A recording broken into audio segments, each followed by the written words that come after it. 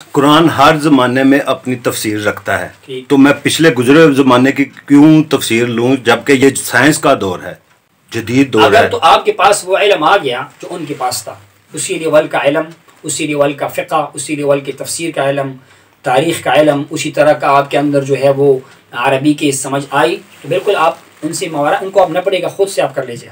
اگر آپ کے پاس وہ نہیں ہے اور آپ آج بھی جو ہے نا وہ جناب والا کیا نام ہے وہ ترجمے کا محتاج ہے، تو پھر آپ کا وہ ویلیو نہیں بنے گا جو ان کا بنا ہوا تھا، جو ڈائریکٹ عربی جاننے والا۔ یہ فطری بات ہے، جو بندہ ڈائریکٹ زبان جاننے والا ہو وہ زیادہ بہتر سمجھتا ہے، جو ٹرانسلیٹ سے کر لے گا اس کا۔ آپ کو نہیں لگتا اگر پیغمبر کا سلسلہ قطعی نہ ہوتا، ختم نہ ہوتا، تو آج اگر کوئی پیغمبر آتا تو وہ سائنس لے کے آتا؟ سائنس، ہاں، اصل میں سائنس جو ہے نا یہ ہمارے عقل کے ساتھ ٹچ ہے، عقل کا درجہ نیچے ہے۔ سب سے جو دیکھو نا، سائنس کی بیس تجربے پہ پہلا ہمارے باڈی کا جو حواس ہے نا 5 میں، انشاءاللہ بعد میں اس پہ آپ کو بیان بنا دوں گا انشاءاللہ العزیز۔ ہمارے آنکھ ہے، ہماری آنکھیں ہے، ہمارے زبان ہے، ہمارے کان ہے، ہماری زبان اور ہمارے جسم وغیرہ وغیرہ، اس سے اوپر عقل ہے جو اس کا تعلق اندر کے ساتھ ہے، عقل ہے۔ یہ سائنس جو ہے عقل کے ساتھ ٹچ ہے، حقیقت بھی ہے، انسان سارا فلاپ نہیں ہے، سائنس میں حقیقت بھی موجود ہے، لیکن یہ فائنل چیز نہیں ہے، یہ آخری چیز نہیں ہے۔ ہم نے عقل کو اہمیت اتنی دینی ہے جتنا اس کا بنتا ہے۔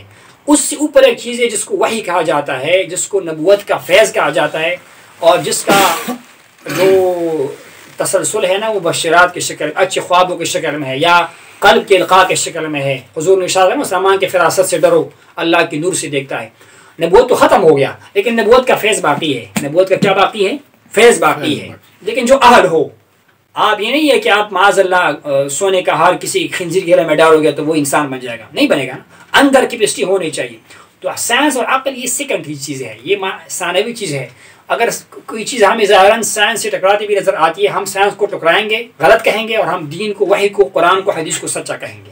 یہ سائنس جو ہے نا، یہ فارمولہ غلط ہے کہ ہر چیز سائنس جو ہے نا وہ قرآن اور حدیث کے مطابق ہوگا تو ہم مانیں گے، اگر قرآن حدیث کے خلاف ہوگا تو ہم ڈاٹ میں پڑیں گے۔ نہیں، ہمارے لیے فائنل لاسٹنگ وہی ہے جو دنیا اور سائنس کو بنانے والے رب نے جو ہے ہمیں بتایا ہوا ہے، اور وہ قرآن و حدیث ہے، اور ان کی تشریح کس نے کی ہے؟ صحابہ نے کی ہے، تابعین اور تبع تابعین مفسرین نے کی ہے۔ تو سائنس جو ہے وہ سیکنڈ چیز ہے، وہ اہم چیز نہیں ہے۔ اگر ہم سائنس کے پیچھے جائیں گے، ابو علی سینا کا مثال ہمارے سامنے ہے۔ ابو علی سینا بہت بڑا سائنسدان تھا، فلسفی تھا، سینکڑوں کتابوں کا مصنف تھا۔ اقبال نے ایک شعر میں کہا ہے کہ وہ بیچ راستے میں رہ گیا، باوجود علم کے سائنس کے وہ بیچ راستے میں رہ گیا۔ کیوں؟ ابو علی اندر غبار ناقہ گم، وہ اپنے وہ جو اس کا اونٹنی ہے نا، اونٹنی کی گرد و غبار میں گم ہوا۔ دست رومی پردہ محمل گرفت۔ رومی کون تھا؟ جس کو امورا روم کہتے ہیں رحمۃ اللہ علیہ۔ وہ ڈائریکٹ اپنے محبوب تک پہنچا، خدا تک اس کا وصل ہو گیا۔ پر کیوں؟